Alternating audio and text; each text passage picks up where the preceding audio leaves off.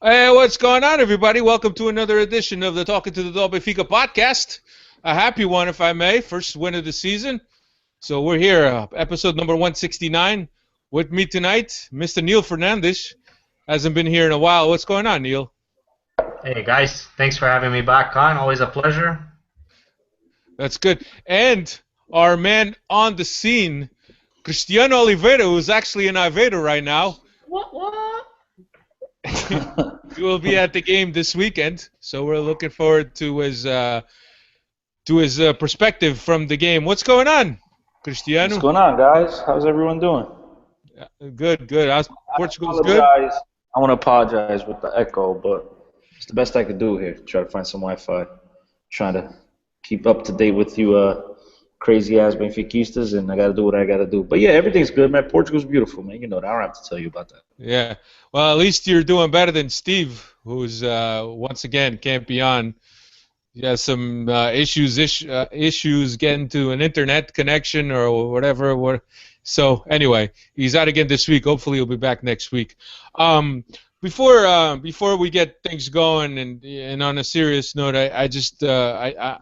I'm pretty sure that a lot of people have seen this about the little 15-month-old up in Toronto that contracted a rare case of a bacterial disease, and he was brought to the hospital, and the doctors have had to amputate both of his legs underneath his knee, and I think he's had another surgery where they amputated one of his arms. So a very sad story coming out of Toronto. The kid, there's a picture of the kid on the internet, and I'm going to give you the address soon, but he's got a Benfica shirt on, and so Familia Benfiquista, of course, if you can, and I've already done this, if you can, please go out to his GoFundMe site to donate some money to his cause for his medical treatments, for some of the prosthetics he's going to need once he gets out of the hospital. His address is www.gofundme.com/Ethan Faria, ETHANFARIA,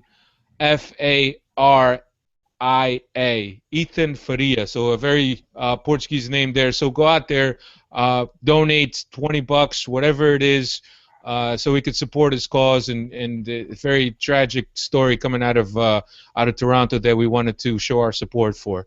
So hopefully everybody does their duty and gets out there and donates. I know some of you have already donated, so I'm very happy about that. All right, let's get this going. Benfica played Estoril this... Anil, epá, não faças tanto barulho, pá. Estás a fazer uma barulheira do caralho, pá. I haven't done anything. Dude, all I hear is you got all this fucking noise. Cristiano is in a tunnel over there, and you got all this noise going. Anyway, Benfica played Estoril this past weekend. I'll give you the lineup real quick. Júlio César, Semedo was on the right. Nelson Semedo was on the right. The youngster Luizão and Lisandro in the middle of defense, and Eliseu was on the left. In midfield, Feiça and Pizzi were in the middle. John and Gaetan were on the wings. Jonas was behind Mitroglou. Cristiano, I'll start with you. Surprised at all that Vitoria reverted to a format that we thought he was going to revert to, the 4-4-2? No, absolutely not. We spoke about this last week. If it ain't broke, don't fix it. Now, I was surprised at some of the lineup changes that he made. Yeah, absolutely. But as far as the 4-4-2, this is what suits Benfica right now. This is what Benfica has the players for. So really not surprised at all that he reverted back to that. Yeah, and what do you make of him leaving Samaris out? I had talked about last week about there was a dilemma in his head about whether Feiça and Samaris could play together, and it looks like he made the sacrifice, and it was Samaris. How do you read that? Is Feiça a more positional guy? I mean, we saw him play deep in front of the defense. Do you think that was the idea rather than go with Samaris, which is a guy that maybe steps up a little bit more on the field? I think that you hit the nail on the head. I think he chose Feiça, I should say, not Samaris. He chose Feiça because this guy gives him a little bit more credibility defensively, you have more assurances defensively, and I think that's what he chose to go with. And now you also heard reports that he wasn't too happy about Samaris' performance not last week, but the prior week against Sporting in the Supertaça Candido Oliveira. And so maybe some of those things came to fruition, and he just got fed up, and he decided to start the more defensive guy. Now, that's exactly what I was referring to when I was a little bit surprised at some of his lineup changes. I was surprised that he decided to go Fejsa, but you know what? I mean, if this is the real Fejsa, if this is the guy that we should expect to see all year long, obviously health is a big concern with the guy, but he's good, man. And so I don't even know what to say with it because I didn't watch enough to tell you the truth. I need to see this guy a couple more games in order for me to make my decision, but it looks like it's going to be tough for Samaris to get back on the field because he seems like in these first 2 games of the season he's decided to go with the more defensive guy. Yeah. And Neil, what do you make of Eliseu getting back his starting left spot over Silvio that we had last week, or actually the week prior? I was going to ask you guys about that. So if you noticed, there was 3 different changes from the Sporting game till this past game against Estoril. So in the first game, Silvio played over Eliseu, and we saw Samaris and Fejsa, and then we saw Talisca instead of Mitroglou. Personally, I'm a big fan of Silvio. My only concern with Silvio is he's going to go on, he's going to break his leg, and he's going to be out for another 10 months.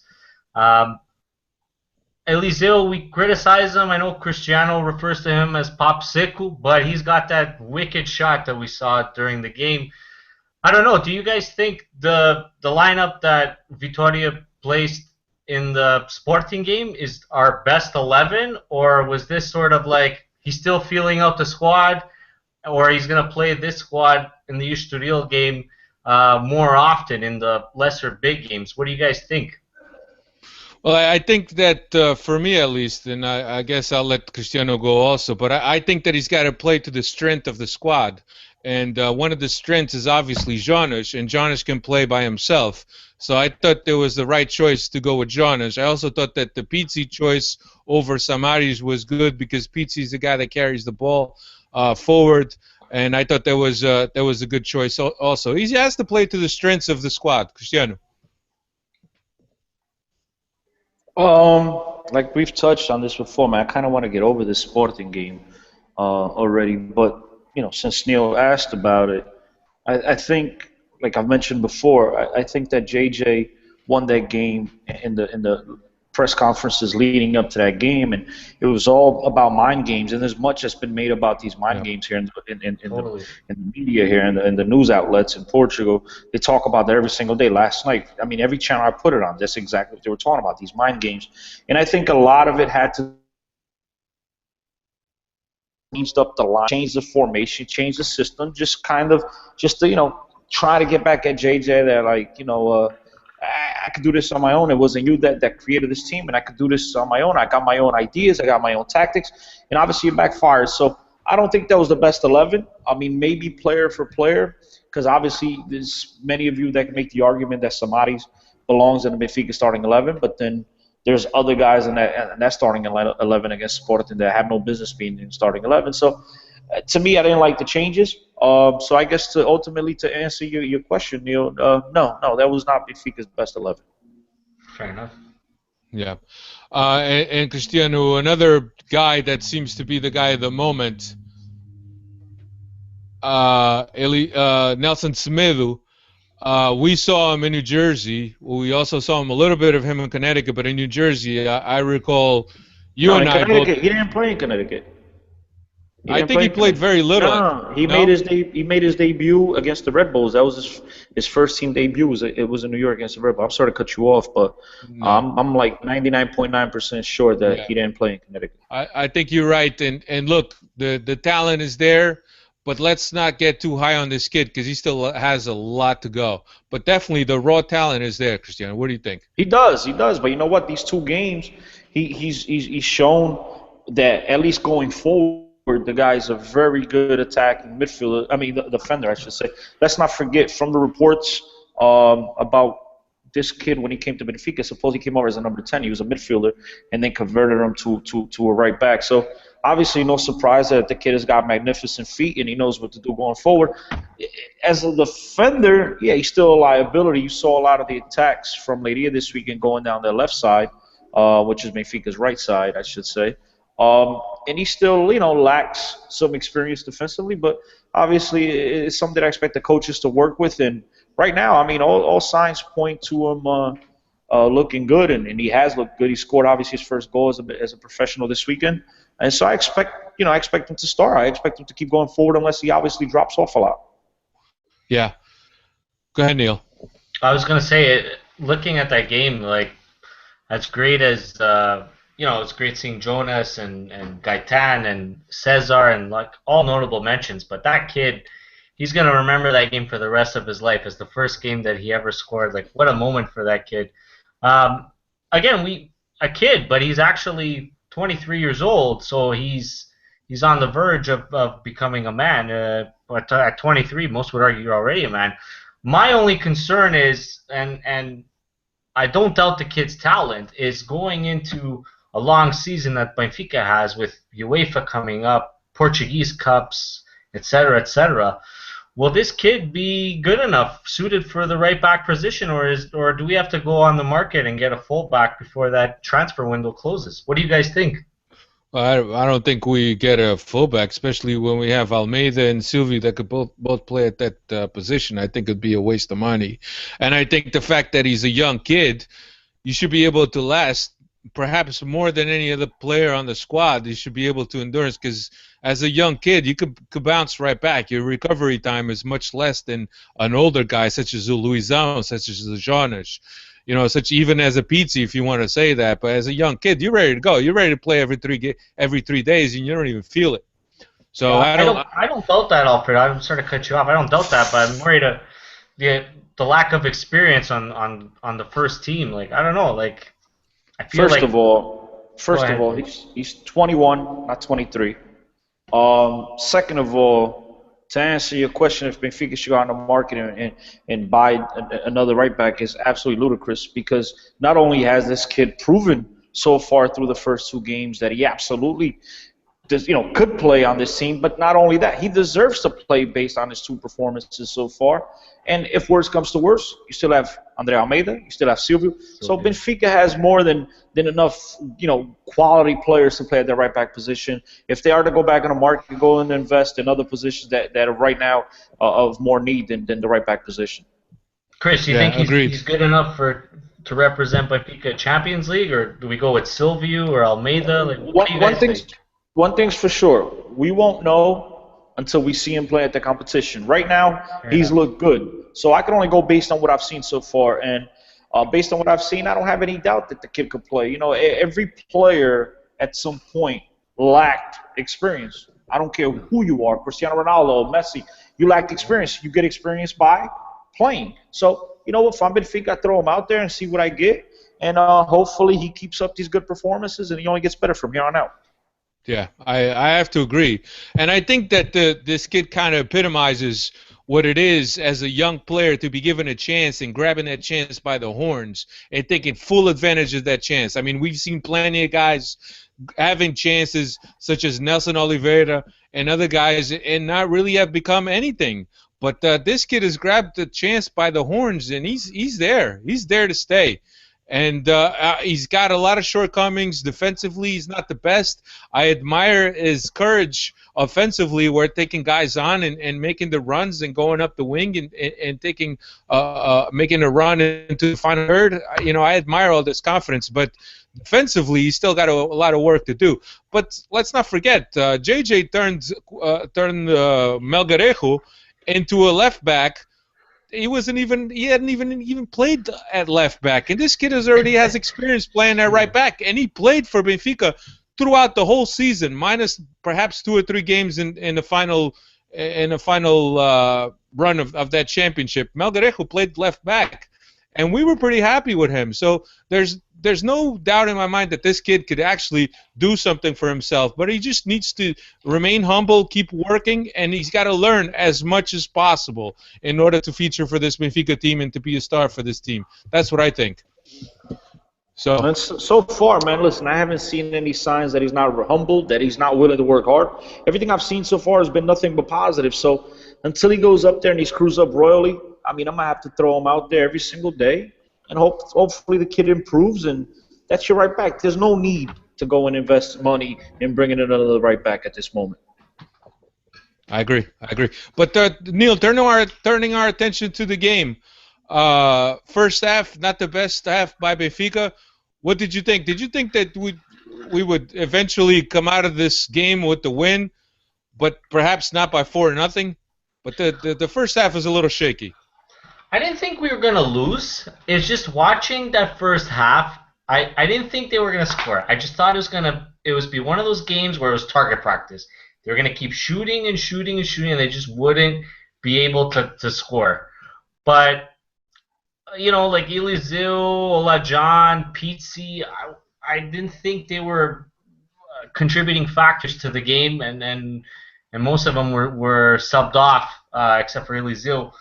But the second half, I don't know if Vitoria had a pep talk with them, and they just pressed on from the beginning, and as soon as Mitroglou scored that goal, I'm surprised it wasn't 10-0. Like, it was nonstop. Like, what a boost of confidence that goal was, and they look good, man. Like, I'm really excited about this season. I think we have a good chance. Let's bring it on. Like, it's only match day 1, but it's already a good start of the season. After the game, Vitoria was in the press conference, and he was saying, like, based on the result, like, let's not get too ahead of ourselves. There's still a lot of work to do. There's still a lot of holes that we need to fill in. And, man, I like hearing the guy talk. I don't know what it is. Like, I love Gigi and his comics and his antics, but something about Vitoria, like, he's very, like, straight up. And as a coach, like, you got to be straight up. Like, I don't know. What do you guys think? Yeah. I think that the last 15 minutes of that game masked a lot of the holes and a lot of the weaknesses of this Benfica squad so far here early on in the season. And that's exactly what I was afraid of. I was afraid that everyone's going to see Benfica scores 4 goals in 15 minutes, and oh my God, what a performance, when in reality, it wasn't a great performance by Benfica. It was a great 15 minutes. And that's all it was. And I think that's why Vitoria said afterwards in the post game that still a lot of work to do, because I think you have to be realistic. It was an impressive scoreline at the end of the game, but the first half, Benfica were very lucky not to be down 2-0. I mean, you could also point to a couple of the chances that Mitroglou absolutely shanked in front of the goal, man. And I tell you, I'm glad he scored that header, because it kind of calmed me down a lot, because in the first half, I was just shaking my head like, really, man, this is what I'm going to have to look forward to this season? Because he was missing some sitters right in front of the goal, man. There was a lot to be worried about going into halftime.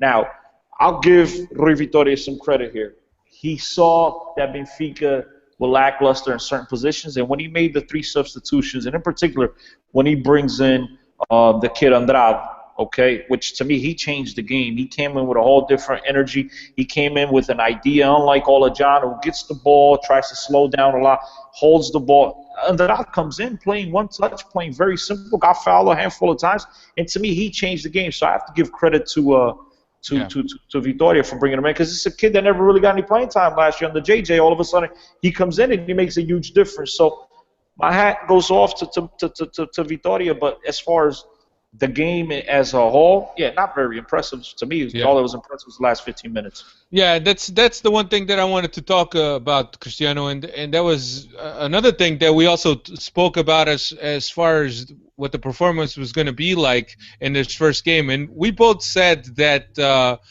regardless of the result and regardless how the team played, it wasn't going to mask anything that gone on in the Super Cup and also in the preseason.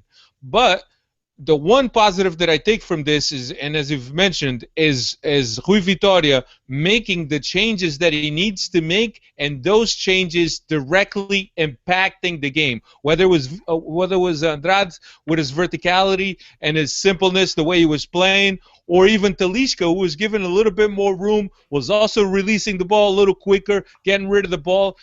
Those are the 2 changes that directly impacted the game, Cristiano. I absolutely agree with you. I mean, they came in, they brought a whole new rhythm to the team, and it started to seem to click, everything going forward. Now, also, the substitutions that they've made, Estoril made, did not work out for them, and I think that worked in Benfica's favor. So there's just a whole bunch of things you could look at here in this game. But, yeah, you're right. I agree with you. He seemed to have pushed all the right buttons, so that gives you some type of confidence going forward to know that this guy sees what the weaknesses are, what's going on, what are things that are going wrong, and he could obviously rectify them by making a sub. So it was impressive in that end. But overall, to me, it's just a game that Benfica absolutely should have won, a game that Benfica didn't have any excuses not to win coming into this game. And then, like I said, they found themselves very lucky not to be down. And on the other hand, you could also say that's why Benfica paid the money they paid for Julio César to make those types of stops. That's why the guy is, if not the best goalie in Portugal, he's right there. So he is the best. Yeah. Who's better than him? Casillas? If Casillas was so good, he would go to EPL or a better league. Give me a break. I was going to ask you guys, Victor Andrade, I wasn't here. Was he part of the preseason squad? No. No, he was not. So what do you think possessed Vitoria to bring him on? The fact that I'm gonna tell you what it was. Garcella's about a couple weeks ago, probably the first or second podcast we've done this season. I've mentioned that in a podcast here one day, and I said I think this kid's gonna get a look this year, and people thought I was crazy. I think Vitoria listened to that podcast, and he made the decision to use him this weekend. Valent.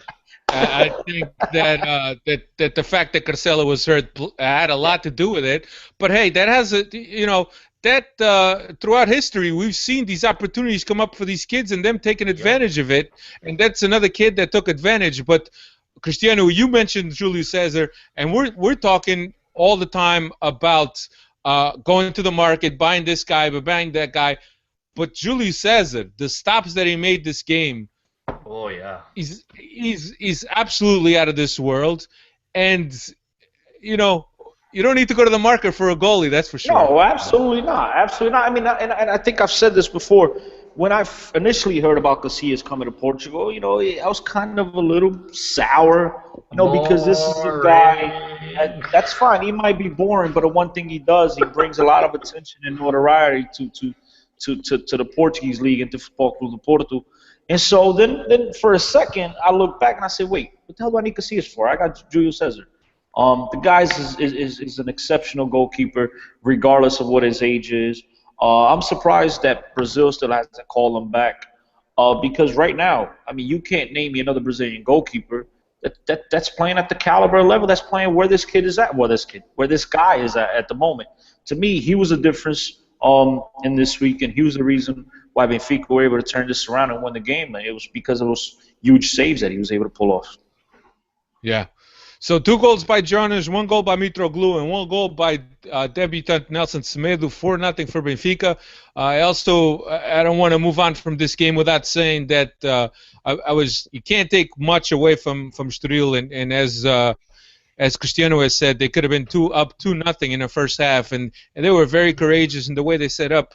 And in the first half and throughout the game with Benfica was something that you have to commend them for. So, it is what it is. You can't run all the time, and sooner or later you're going to run out of legs. But I have to commend that their position by Estoril. They didn't come to try to lose and play a defensive game. Neil? I was going to say, I don't know if I mentioned it earlier, but Nico Gaitan, like 2 of those goals, it was all him. He crossed to, I believe it was Jonas. And then the Semedo goal was him and Andrade going. He had that back heel.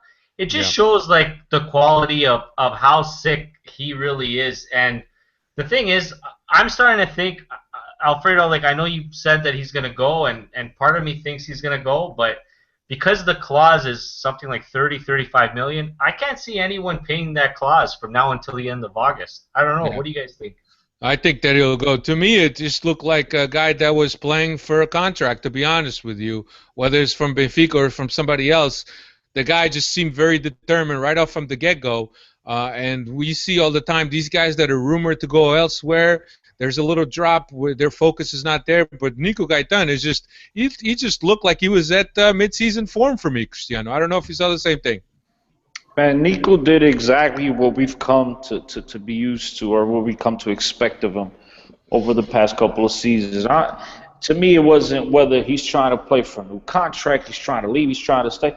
He just showed his elegance. He showed how good he is. He showed that he's 10 times better than everyone else on the field, maybe with the exception of Jonas. The guy's just an exceptional player, man. And so nothing that he does anymore really surprises me. The guy is a tremendous player, and I have to be honest, man. As much as it would hurt for him to leave, can't really expect a guy of his caliber to stay in Portugal this long. He's been there 5 years now. I mean, think about that. A player that good has been able to last at your club for that long. So nothing but praise for the man. The dude's just a tremendous player. Yeah. So first game is in a bag. And Cristiano, how important do you think was, regardless of the way we played for the majority?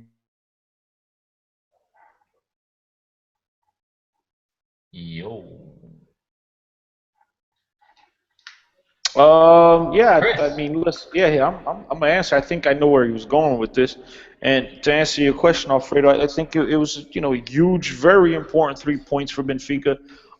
We've all sat here and talked about it on the Benfica podcast, and I'm sure, I'm not sure. I have read in multiple papers that a lot of people were concerned with this Benfica squad, and yeah, it kind of calmed us down because we needed this win. This is the first win under Vitoria, with the exception of the penalty shootout against America in Mexico. So yeah, it calmed everyone down, and it kind of showed every Benfiquista that this team could still possibly challenge for a title based on what we've seen in one game. Like I mentioned, it's only 15 minutes, but they do have the players. And to me, I mean, the one concern was always Vitoria. This guy doesn't have the experience. And you know what? This past game, the dude, based on his 3 substitutions, he seemed to me to have a pulse on his game. He seemed to me to know exactly what was going wrong at the time, and he rectified it, like I mentioned before. So, I've gained a little bit more confidence in him. So, yeah, absolutely, Alfredo. It was this game that calmed a lot of Benfiquistas down, bro. All right. So that's it. So we're going to actually take a break here for Nelson halftime headlines. If you're watching us live, you're not going to hear anything, but in the final audio mix, will be there. So I'll see you in a bit. All right, we're back. Second half of the Benfica podcast. That's what you're listening to. The only English-spoken Benfica podcast, or podcast about Benfica in the World Wide Web. Number 1 and best. Best of, Cristiano. Best. The best, baby. The best, baby. Number 1. All right, so coming up, we got Arouca. The game comes up this Sunday at 7:15 local. The game will be played at Estádio Municipal de Aveiro, which is where I guess Beira-Mar used to play. It was one of the stadiums that was built for the Euro 2004, but has since been not really been played in, I guess. I don't know what the situation is with that stadium. Yeah, it was played in. It was played in. They've played there over the last couple of seasons. They've been in Segunda Divisão, and now they just happen to be relegated to the 4th tier of the basically amateur league, the Distritais, so the 4th tier of that caliber league. So they've obviously filed for bankruptcy. They don't have the money. So if anyone's listening right now, you have 3 million euros, you could practically buy Beira-Mar, and you could own and run Beira-Mar. So put your pennies together. But before you do that, send over to that little Benfiquista who absolutely deserves every single one of us Benfiquistas. And even if you're not a Benfiquista, if you're just a human being and you have a heart, send over a donation to Ethan Faria, because that's what you should absolutely do. And then right after that, you could purchase Beira-Mar. You could run Beira-Mar and compete against Porto, Benfica, and Sporting, and just lay down when Benfica comes to town. And when the other two come to town, fight like dogs. And you'll have a wonderful time. But, yeah, so Alfredo, they don't use that stadium no more because they practically don't have a team at the moment. But that stadium's been up and running ever since 2004. Chris, does the $3 million include the stadium? Because that's a good deal. That's a nice stadium. Stadium belongs to the town. It belongs to Aveiro? Yeah. But Tondela is playing there this year. I think just for this game, this weekend with Arouca, that they decided to use it at that stadium. Tondela Stadium is currently under construction, and they don't fit the requirements for the Liga, Primera Liga Nós, whatever it's called nowadays. And so I think they play there this one game. They might play there against Porto Benfica because, that's the game that everyone expects the most fans to attend. I'm not sure where they will play against everyone else in the league. But yeah, I would not be surprised if Benfica and Porto also make their way into Estádio, whatever it's called. I don't even know what it's called. Estádio Municipal de Aveiro. Yeah. So Benfica has played Arouca 6 times before. Of course, if you know Arouca's story, Arouca was a team that had a meteoric ascension from the Distritais. Distritais all the way up to First Division. They've been in the First Division. I believe this is their second or third. I want to say third year, maybe, in Second year. in the first league, second year. The past 6 matches, 5 wins for Benfica, 1 tie. Benfica has outscored Roca 20 goals to 4. So the game happens this Sunday at 7:15, as I mentioned. The referee, Nuno Almeida, is the referee. He's from FA Algarve. He's officiating the first game this season. He's a lawyer by profession, 40 years old. And that's pretty much it. The first round, Roca beat Moreirense 2-0. They are coached by Lito Vidigal, and they have in their ranks David Simão and Rafael Bracali, who's a goalie that used to belong to Porto, that Porto loaned out to Olhanense. Last 2 years he spent in Greece, and now he's back in Portugal and playing for Roca. Neil. And I believe Nuno Coelho is on that team. Didn't he come from? Yeah. Didn't he spend a year at Benfica as well? No, Nuno Coelho. I think Nuno Coelho might be a Sporting Moreirense. product. Yeah. Anyways, doesn't matter. I was gonna ask. Alfredo, don't get mad at me. So I'm gonna ask Cristiano because I don't want to fight with referees. Chris, I'm not happy with the refereeing in the Sporting game. I'm not happy with the refereeing in the previous game. Am I crazy to think that the refs are out to F Benfica this year? No, I think that in my opinion, I think the biggest problem is this nomeação de árbitros or sorteio de árbitros, whatever it's called, and they just get a bunch of shithead referees that are human, that make mistakes. And so that happens. I mean, look at the guy that reffed the Benfica game. You're talking about a guy who's only reffed this 10th professional game, okay? So obviously nerves and we're going to kick in, and experience is going to kick in. There are some that are calling for a penalty on Luizão in the first half on a push-off. Many people I've heard say it was a penalty.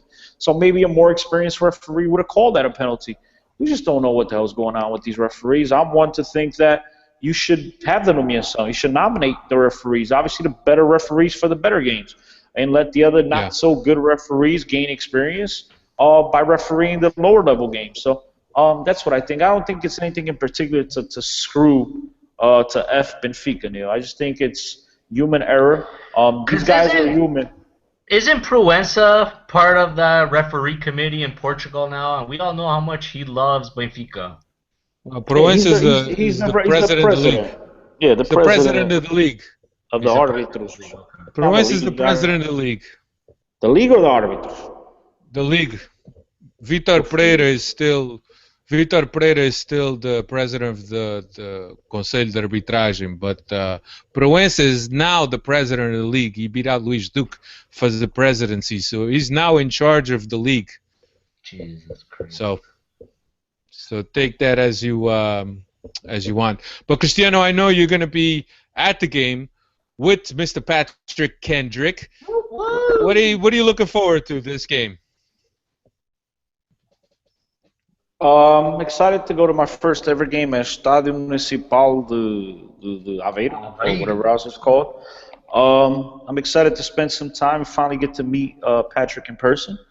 And the rest is cupcakes, man. The rest will just enjoy a beautiful soccer game, hopefully a game that Benfica puts in a quality performance, pulls away with the 3 points. And then next week, hopefully be right back here on Tuesday to talk about the highs and the lows. Hopefully there'll be a lot more highs than lows. But that's really what I'm excited for. I mean, anytime you get to go watch a Benfica game live, everything else is irrelevant. Yeah, it's true. Yeah. Neil, what are your expectations for this game? I'm hoping they go in there and, they get the 3 points. And, it's one game at a time. Like, we've heard this story before. I think Vitoria is very down-to-earth, level-headed guy. He's not going to jump ahead of himself. I think we can get the 3 points away in Aveiro. I hope he doesn't experiment too much with the squad. But we got a good squad. We got a good core. We have good core players. We also have a good bench. Yeah, let's see what the season brings. I'm excited. The Benfica Nation is excited. One game at a time. The season just started, and let's hope for the best. Yeah.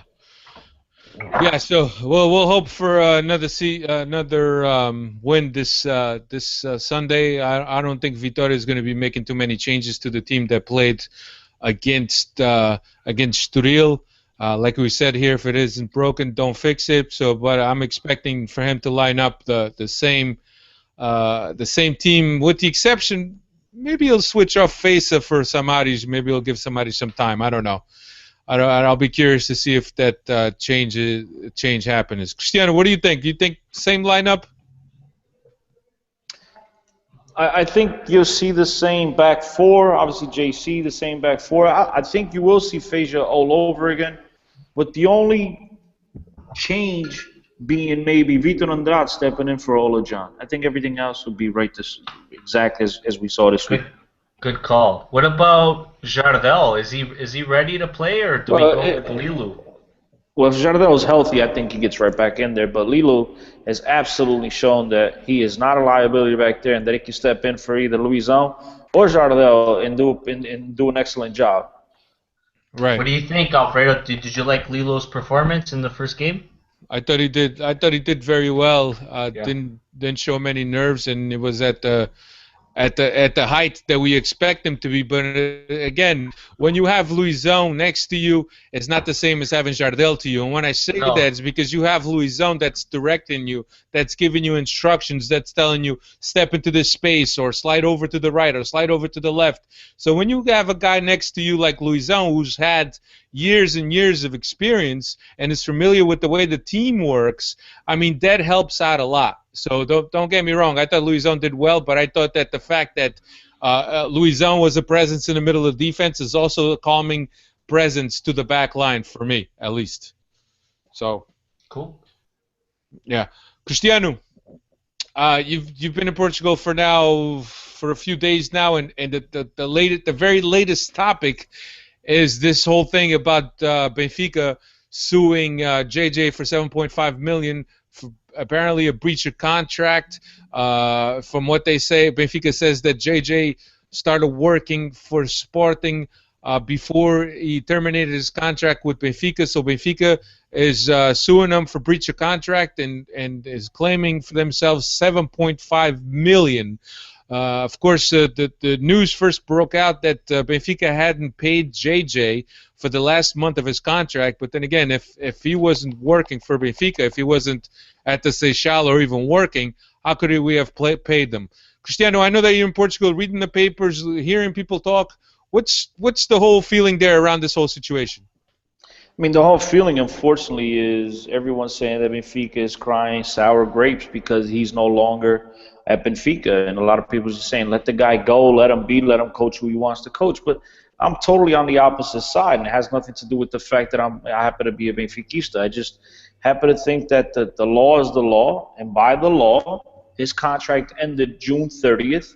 And according to reports, Sporting presented to the CMV, whatever it's called, June 5th, that they reached an agreement with JJ. So therefore, to me, it is a breach of contract. And I think if JJ had just kept his mouth shut and kept going on about his business rather than trying to come in and claim his last month of contract payment, I think Benfica would let it go. But then since he wants to come out and try to get paid for a month that he didn't work for the club, rather than just let bygones be bygones, I think Benfica went back and played tit for tat and said, you know what, you breached your contract, so therefore we're going to sue you. Ultimately, in the end, I think they're going to agree to, you know what, we're not going to pay you and we're not going to sue you. I think they're going to come to some type of agreement. JJ walk away with nothing, and Benfica walk away with nothing, and you'll see this little war of words going on back and forth in the newspapers for over the next 8 to 10 months. Yeah, I also think that if JJ had another posture during this preseason, meaning hadn't been talking shit about the team, hadn't been saying that the team is all him and that he's the that Rui Vitoria hasn't done anything, and so on and so forth. And if he had just left Benfica alone, maybe Benfica would have left this alone. But the fact that he's been like that, he's been such on the offensive about Benfica and talking about Benfica, I think that this has also rubbed Benfica the wrong way. And then there's I think they would have let him go. I think they would have let him go, Alfredo. I think they would have been okay, even with him talking all the shit that he talked. It was the fact that he came in and tried to make him look bad by claiming his last month's contract that they didn't pay him. So that's, I think, what ticked them off. I think all the other stuff they were willing to let go. Yeah, and for the record, I do agree with you about the law. If he broke the law, then it is what it is. I was talking to Steve earlier, and he thought that it was petty from Benfica. But I told him, look, if it's the law, the SAD is a business, and if there was a breach of contract, and if the SAD is owed him money, by all means, they got a lawyer on retainer. Go after him and go after what's yours. So. But I don't think there's no ifs. I don't think there's ifs here. I don't think there's any ifs. I think it's facts. His contract ended June 30th. Sporting presented this to the CMV, whatever it's called, June 5th. Therefore, there is no ifs. There is only facts. Exactly. And if it's a fact, I mean, how could you blame Benfica? Say what you want. Yeah, Steve, you're right. It is petty. But I think, again, you can't argue facts. And the law is the law, and he breached his contract according to the law. But not just facts. If there's proof that he was working for Sporting before his contract terminated, then absolutely. Whether it's soccer, business, hey, contracts are contracts. If they're broken, there's repercussions. But what do you guys think? So now what? This goes to court? Does Benfica get to 7.5 million? Are we just going to hold this against Sporting's face? Like, what happens now? It's like Cristiano says. This will be drawn out for a long, extended period of time, perhaps 2, 3 years, 4 years, 5 years, and in the end, they'll just agree to settle. Benfica won't pay him for the last month, and everything will be solved, and hopefully JJ will stay off Benfica's shit by then, and we'll be all over. But Neil, what do you make up? Go ahead, Cristiano. No, I was gonna say what everyone here is saying, that the only motherfuckers making money off of this is the attorneys. Because in the end, they're going to settle. They're going to settle. Benfica is not going to pay him shit. He's not going to pay Benfica shit. They're just going to settle and say, all right, look, I won't pay you, but you won't charge me. Okay, cool. And the only guys making money be the attorneys. Yeah. Yeah. No, it's true. And Neil, what do you make of these text messages that JJ has been sending to several players before the Benfica games or during the Super Cup? Has that been proven, or is that all speculation? Like, I just feel like this is some journalist making up a creative story just to get both teams going. Like, I don't know. Is there actual proof of these text messages? Apparently, Eliseu, Talisca, and another player that I can't recall received text messages from him, and all 3 players turned the text messages to the club. You know what I say? I watched Benfica lose to Sporting at the Casa Benfica. Every time they would zoom in on JJ, everyone would boo. But I got up and I cheered for him. The guy's a genius. He's just all about mind games, getting under the skin of everyone. I'm disappointed that he left. I don't like what he's doing to Benfica right now. But you know what? He's getting under people's skin, getting a reaction, doing whatever it takes to win. It is what it is. I don't know what to make of these text messages. I mean, knowing JJ the way we've gotten to know him over the last 6 years, and even now in his first couple of months of Sporting with his brashness and the way that the guy acts, I wouldn't be surprised. But at the same time, it's like he said, if I send text messages, show them to me. Show them to the press. And then we'll go from there. So I'm not even sure if these text messages ever existed. I would like to see them myself. If they did, I would love to see them. Yeah. I think the most surprising thing out of this story is that JJ can text message. That's the most surprising thing to me. No, he does the voice text message where he talks into the phone. Or he has his daughter type it for him or something. I've always pictured him with like one of those old school flip phones. where you gotta. I don't think those have the microphone option. He doesn't have an iPhone or a BlackBerry, that's for sure. Where you gotta press the A key like 3 times to get a C. Anyway, all right, let's wrap this up. I think that we've had enough fun for today. Cristiano is in Portugal, as we've said, and Neil is here in Toronto, and I'm in the usual place. And I think that's pretty much it. Cristiano, anything else you wanted to add? No, absolutely not. I just I'm glad to be able to partake once again here in the Benfica podcast. I'm glad to know, like Timo mentioned on Twitter, that in a cave somewhere, I have better internet than Steve does at home. So very proud about that. In a cage. The cave, a cave. A cave. Yeah, you sound like you're like one of those Al Qaeda caves. Yeah, that's what he said. He said hiding, bro. He's in the cave somewhere. What did he say? Internet. There we go. He said Christy has better internet connection in a bomb shelter than Steve does at home. Jeez. So cave, bomb shelter, same thing. Yeah. Neil. What's up? Parting thoughts in your Twitter, bro. I'm happy about the season. I'm looking forward to Champions League. I'm predicting that we are going to get out of the group stages finally this year. You can follow me at Fernandez Neil. I miss you, Steve. And hello to all the Benfica Nation, Timo, Peggy, Laura, everyone watching online. I think my brother's still watching us. Yeah. Hello to everyone. Opa, tu não vives muito longe do Steve, meu. Abraço ao gajo. Steve doesn't want to hang out with me. You know how many times I call that guy out for a beer? He doesn't leave his house. It's not allowed, bro. Yeah, don't put him on blast like that, man. Come on. Yeah, I actually wanted to ask Neil, and because Neil was actually present at the first open training session at the Seychelles. Neil was in Portugal at that time, and he made the trip. How was that experience, Neil? That was awesome. While I was in the lineup, Seek, I posted on my Twitter, Seek interviewed me, and I was talking with him for 7 minutes.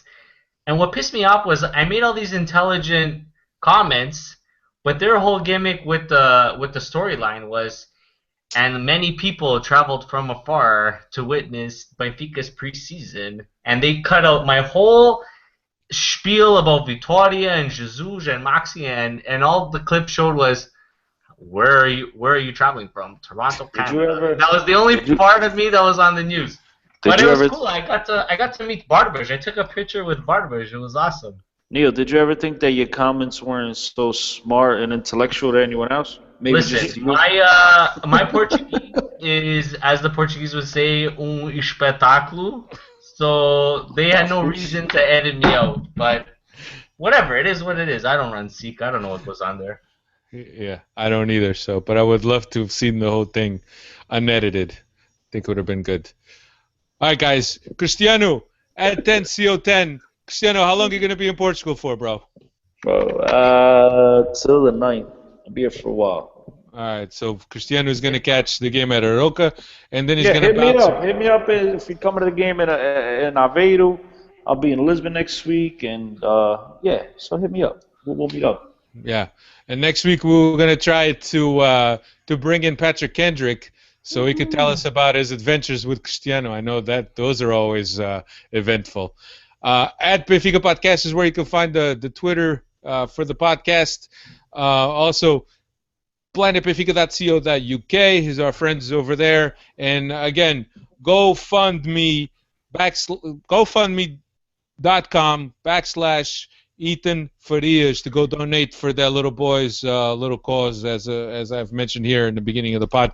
15-month-old with a rare bacterial disease that has caused for the doctors to already amputate 2 of his legs and 1 of his arms. So everybody get out there and do what you're supposed to. Do the right thing, people. That's right. And that's pretty much it. Next week we'll be back. We'll break down the Arouca game. We'll look forward to the next game. We'll also have some commentary by Cristiano, who will be at the stadium this Sunday. So we're looking forward to that. All right, everybody. Thanks a lot for being here. Neil, thank you. Cristiano, great seeing you through the internet in Aveiro, in your home grounds. So I hope you're having a good time. So thanks a lot, man. Same here. Pleasure's all mine. All right, guys. Have a good night, everybody. Good night. See you later. Bye.